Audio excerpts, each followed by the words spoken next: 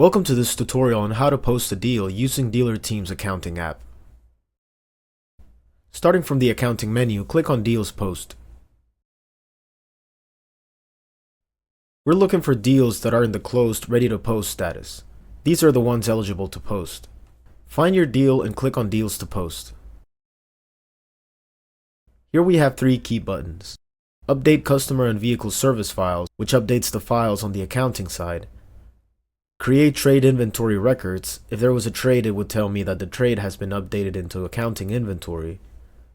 And create car deal voucher, which creates the accounting entry. Next, click Go to Post Deals. This opens a window showing the vouchers.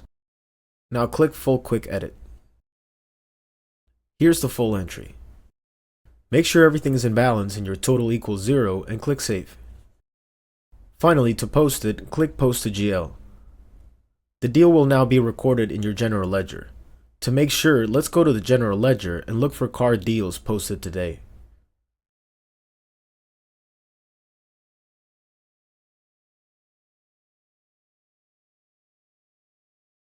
If you click on the reference ID, you can see the full entry. Your deal is posted and finalized. Thanks for watching.